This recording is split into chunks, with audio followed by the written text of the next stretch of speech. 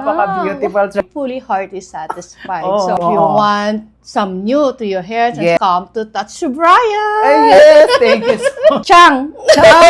Also, it's really, you will never disappointed. Kahit naman sino guys, kung magkaroon kayo ng ganitong buhok na na-bleach na dati, tapos patong-patong na yung color hanggang sa nag-dry na talaga at na-damage yung sa pinakababa.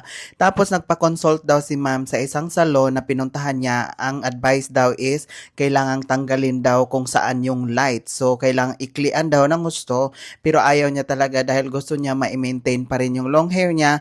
At the same time gusto niya talagang correct yung pinaka-color dahil gusto niya yung hair color na magkaroon siya ng blend sa mismo pinaka-white hair dahil talagang natatakot siyang ipagalaw na naman dahil yun nga damage na yung sa pinakababa. So ito yung sinasabi ko sa inyo guys na talagang kung ang client gusto niya talaga magpa-correct ng hair, so kailangan natin na yung mga chemical na ilalagay sa hair is talagang ingatan natin na yung karapat-dapat na ilalagay sa hair. So ito guys, kinorek natin bago natin pinatungan ng bagong color.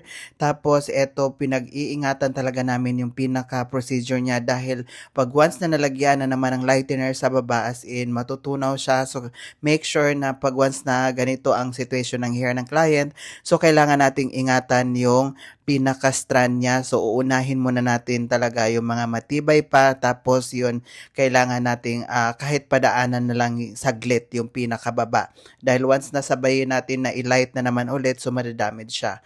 So hindi niya in-expect guys dahil eto si ma'am as in malayo pa siya, nagaling siya sa ibang bansa, hanggang nakikita niya lang yung mga vlog natin na gusto niya talaga magpa-correct ng hair dahil natatakot din siya na maiklian yung hair niya dahil gusto niya talaga na maintain pa rin yung long hair niya at ma-save yung pinaka-damage at ma-treatment. So ito yung after. Ito yung after guys. Grabe, ang ganda na talaga ng transformation niya.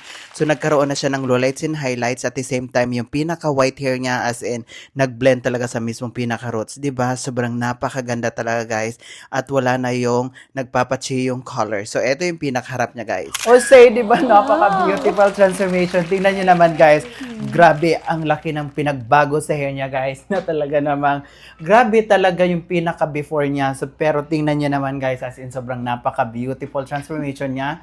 Tapos ito guys, ginawan ko lang talaga ng paraan para ma-maintain ko yung long hair niya at the same time yung mag-blend yung pinaka-white hair niya sa mismong pinaka-hair color. Nakikita niya lang talaga yung mga hair situation na parehas sa buhok niya na talagang naisip niya na dito talaga is ma-repair yung hair niya. So ito guys, talagang tatanungin natin kung satisfied si ma'am dahil ito umaga pa hanggang ito guys talagang gabing-gabi na. So satisfied ka naman sa transformation natin for today, ma'am? Yes, very fully heart is satisfied. Oh. So all the women out there, if you Oh. want some new to your hair transformation, come to Touch Brian. Yes, thank you so much, ma'am. O diba, You're tingnan mo na welcome. guys, grabe. Ang ganda ng transformation niya. So eto ma'am, yung hair mo is talagang dati ka ng bleach pero nagwa-one application ka lang. Yeah. Pinapatong-patungan. Retouch. So ano yung DIY. remedyo ma'am nung nagpa-consult ka sa ibang salon? So ika-cut na lang daw? Cut na lang sila. Cut na lang. Yung long niya para nga mawala yung pagka-dryness. Gano'n. So I really don't know ma-resolve yung problems ko dito sa sa hair ko. So I'm really thankful for you, for Brian. Yes, thank you so much ma'am and you're welcome. I will coming back. Yeah. Yeah, that's promise. You know? Thank you so much. O diba? Chang! Ciao! Chang! Osuwayo! Osuwayo! 진짜 너무 좋아서 Oo. Osuwayo! Hindi ko na naintindihan.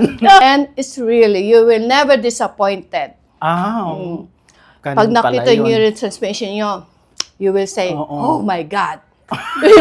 Sino ko? Ikaw din, gamitan mo ng Vietnamese sa'yo. Thank you so much, ma'am. Bye-bye!